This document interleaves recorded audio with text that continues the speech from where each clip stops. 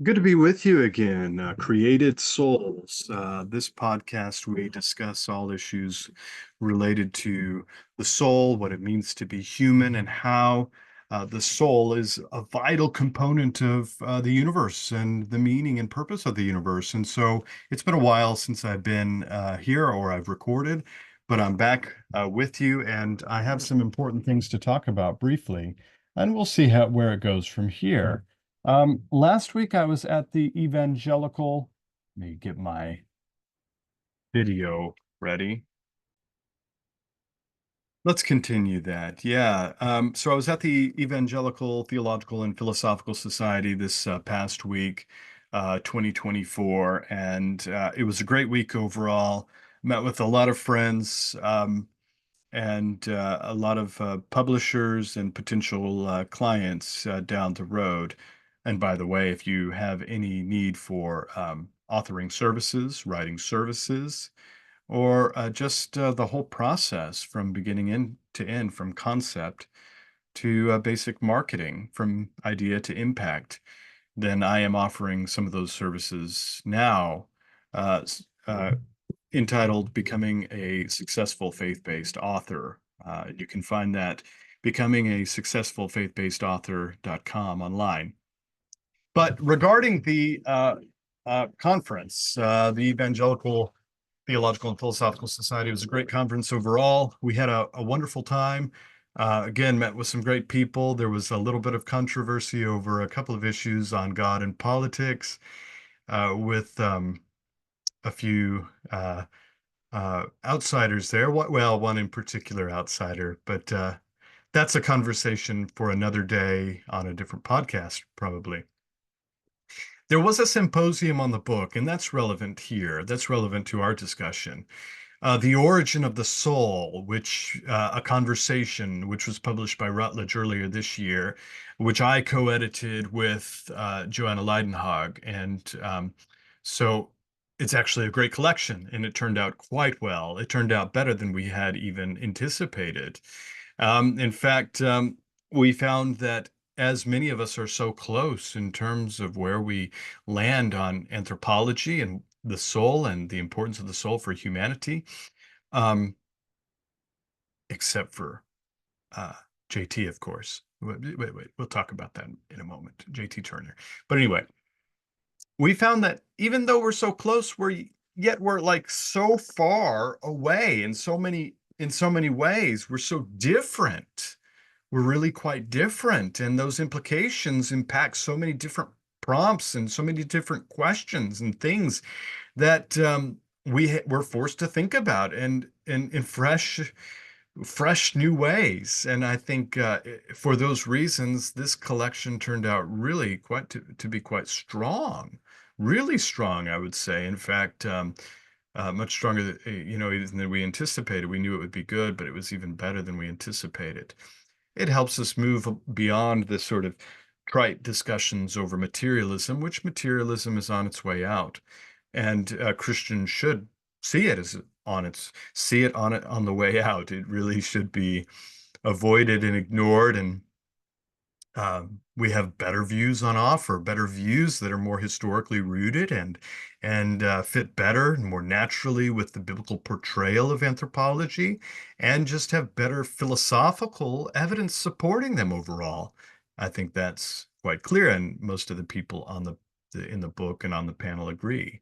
I think they all agree, of course, except for the afterword writer Peter Van den Wagen, who would disagree. But that aside, the discussion was quite good. It reflected the quality and the surprise, not a surprise in a bad way, but a surprise in a good way, that it was actually even better than we anticipated, better than we expected. And we had quite a large group there, which was great. We had some philosophers, some more theological types there. Craig showed up, as well as many in the apologetics camp, which is fantastic. It's great to get more apologetics who are popular apologists involved in these kinds of discussions, because these discussions really matter, and they should care about them. And the populace who are holding these various apologetics conferences should care about them. So, so I think that was, uh, yeah, quite important, I think, and um, worthy of uh, uh, thinking about and worthy of their being there. And they engaged quite a bit, which I was happy to see. So, yeah, just some highlights on that, and then I may have a follow-up episode on this to keep them relatively short. But we had four people on the panel this time, four of the five. Of course, two on each kind of end of the spectrums, or in they're kind of bookends in the panel. Myself affirming some kind of creationist dualism, some sort of Cartesian view that entails that we are created directly and immediately by God, a position that I defended in the book, and I defended briefly that day, at least in terms of providing an abductive argument or sort of general reasons why it's the better view. And why, when we're thinking about faith seeking understanding and taking our faith seriously, we should take views that are more naturally fit with it, provide more natural sort of habitation for it. And on the other end was J.T. Turner, the one we often jokingly called the materialist, the token materialist of the group. He was there as well. And so he presented his kind of rough, kind of corruptionist, hylomorphic view. And so on that view, he denies both that the soul is created or a kind of Traducian soul that is kind of generated as an immaterial thing gets generated by way of the parents that begin with at least one, if not two, created substances by God. And in between those two views were represented by Joanna Leidenhog with her kind of version of panpsychism, what she said more naturally fit with Traducianism, although she said she was open to creationism and panpsychism could fit with creationism. That was helpful to hear as well. And so she gave her kind of what she saw as a more satisfying and even theologically as well as scientifically satisfying kind of view. So she presented her argument, and she actually responded to a JT, where JT responded to me, which that seems fitting because he's kind of on the other side of my view in many respects. Although we respect each other so much because he's affirming a version of kind of Thomistic anthropology or hylomorphism that I think is far more viable than a lot of the Thomistic anthropologies that are out there. In fact, the versions that are often being touted or advanced by Roman Catholics who are dead set on defending Thomas because they think Thomas is always right, basically about everything. And so they want to affirm even the disembodied intermediate state as hylomorphist, which seems highly, highly unlikely. And JT and I agree on that. That's why he's a corruptionist. And I think he's probably right. And I think the probability that we will survive given that anthropology is very low. And so I think we should, in the good sort of sense of faith-seeking understanding, we should begin with a different view, a better view that fits more naturally and provides a more hospitable framework for thinking about Christian doctrine itself. And I think obviously my view or some similar view like it does that much better. Maybe a version of a clear version of substance dualism that is more Thomistically inclined, maybe that can provide the answers that we.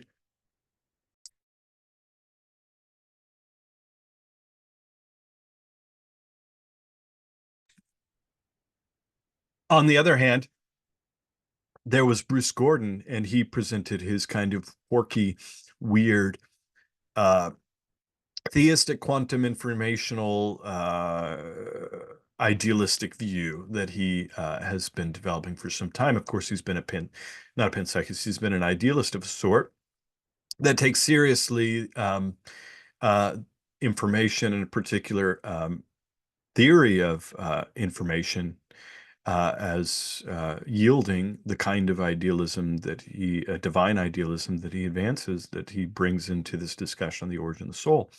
he calls his view somewhere between creationist and Traducian. He gives a more robust place, of course, for the soul that's similar to mine, for divine action is more intimately connected to the world and the natural events themselves because, well, they are just created events themselves, or at least the physical is a divine communication itself. So, in many respects, I see his view as very similar to my kind of creationist dualism, or more broadly speaking, a kind of theistic or Cartesian theistic view of the soul.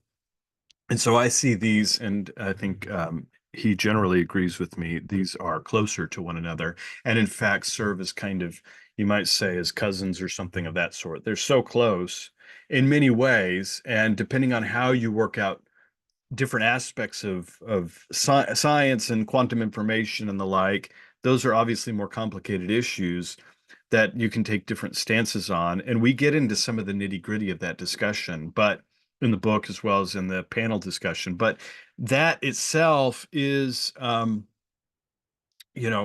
broader picture, in other words, that we both kind of paint is much closer to one another than the other views on offer.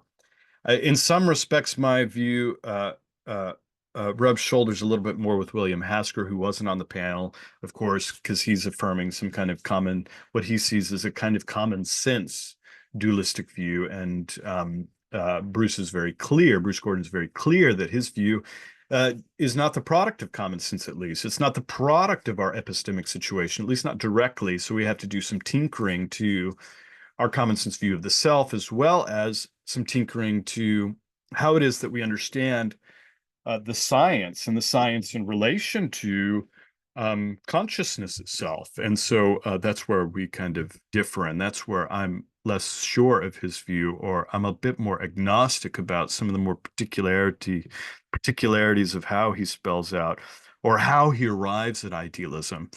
And of course, he responded to Joanna Leidenhag and her panpsychism, and he provided a pretty strong challenge to panpsychism, where he suggested that, or argued that, um, on her view, there isn't really a good account, or hasn't been an account given in the academic literature, and I don't think she gives it, for how it is that a self could endure through time. So if you're familiar with the philosophical literature on personal identity, this is an important issue.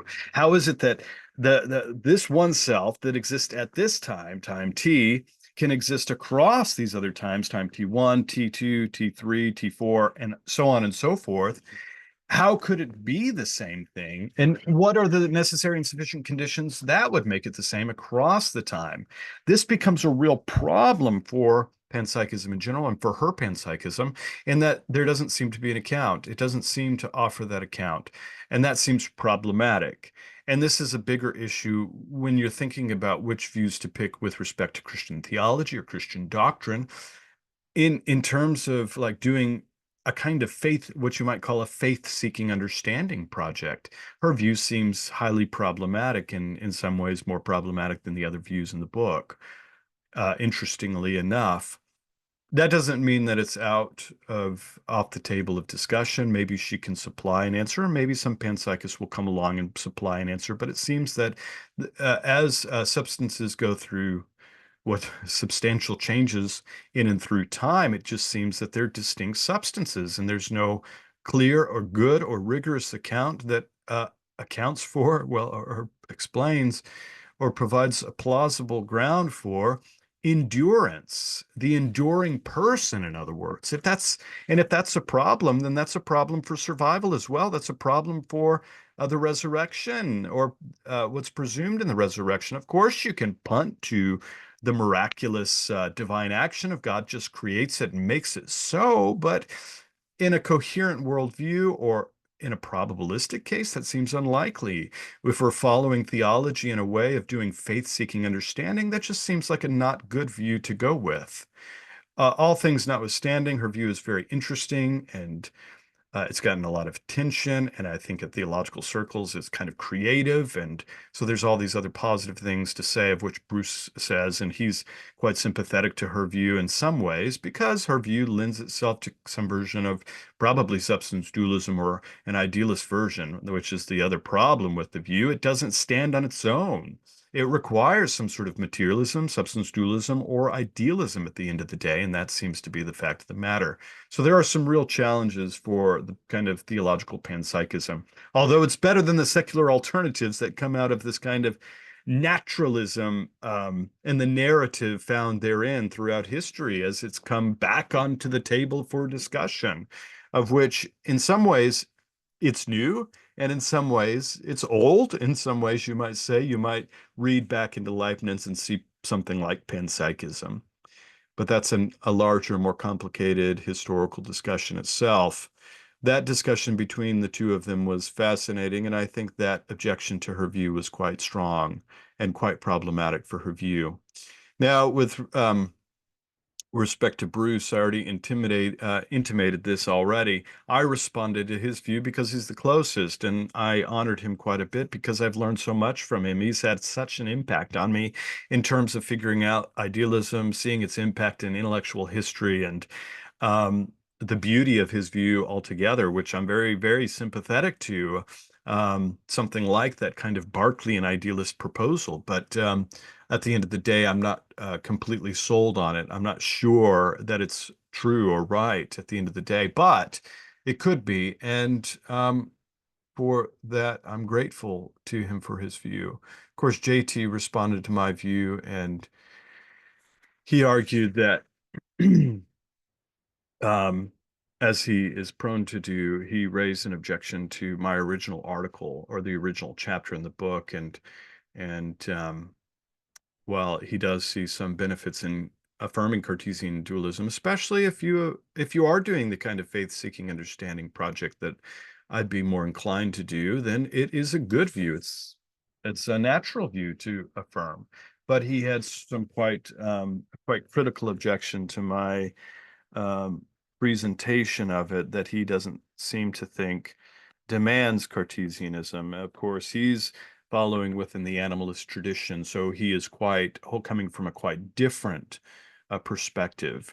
We had other highlights during the panel discussion, especially as the audience got involved. William Lane Craig asked a kind of